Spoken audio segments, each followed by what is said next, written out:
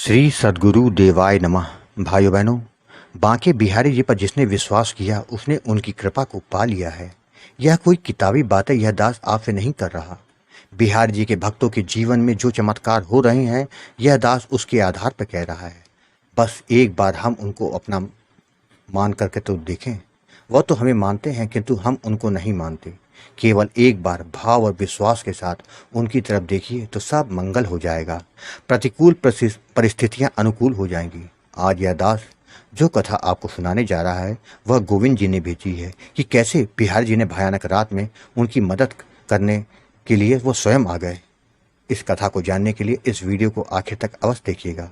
अगर आप ऐसी ही भक्तिपूर्वक कथाएं लगातार सुनना चाहते हैं तो अच्युत प्रभात यूट्यूब चैनल को सब्सक्राइब करके बेल आइकन अवश्य दबा दीजिएगा, जिससे नए वीडियो के नोटिफिकेशन लगातार मिलते रहें। गोविंद जी ने बताया कि मैं बचपन से ही श्री बांके बिहारी जी की भक्ति कर रहा हूँ। मुझे उनके पास जाकर जो आनंद की अनुभूति होती है उसको मैं बता नहीं सकता।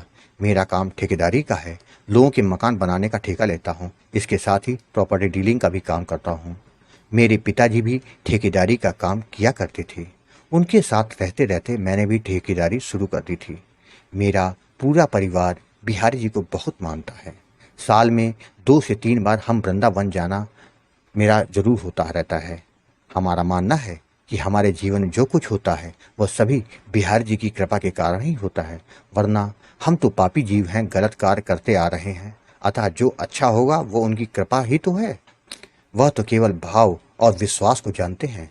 उनको केवल भाव से ही समझा जा सकता है। आज जो बिहारी जी की कृपा की बात आपको सुनाने जा रहा हूँ उसको सुनकर सभी का विश्वास बढ़ जाएगा। अगर बिहारी जी की कृपा ना होती तो शायद आज मैं जीवित ना होता। वह बहुत दयालु हैं। करीब 22 वर्ष पूर्व जनवरी माह की बात है।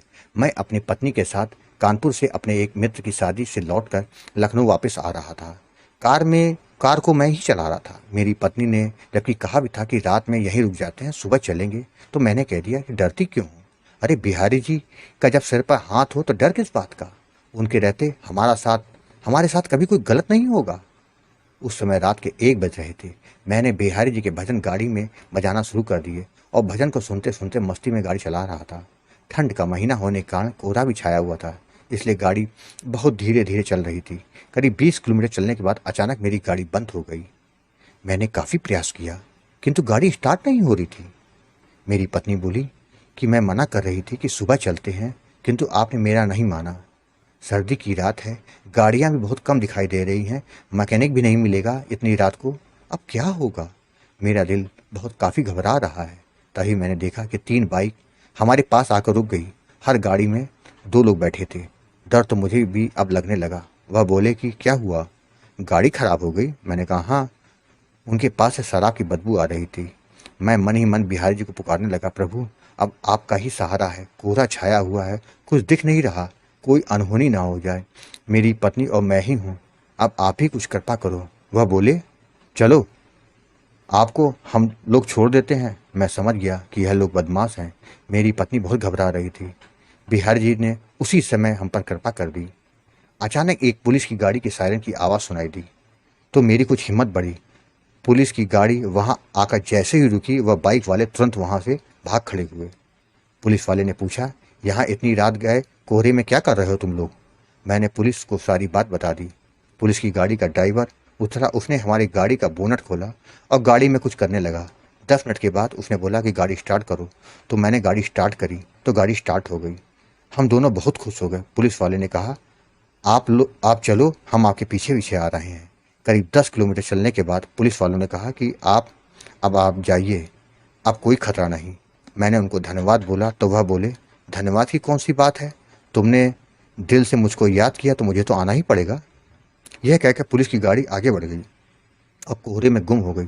मैं रास्ते पर यही सोचता रहा, मैंने तो बिहारी जी को याद किया था पुलिस को नहीं। तो क्या बिहारी जी पुलिस बनकर मेरी मदद के लिए आए थे? मेरी आंखों से लगातार आंसू बहता रहा। मेरी पत्नी ने कहा, वाकई बिहारी जी स्वयं हमारी मदद के लिए आए, वरना आज क्या हो जाता।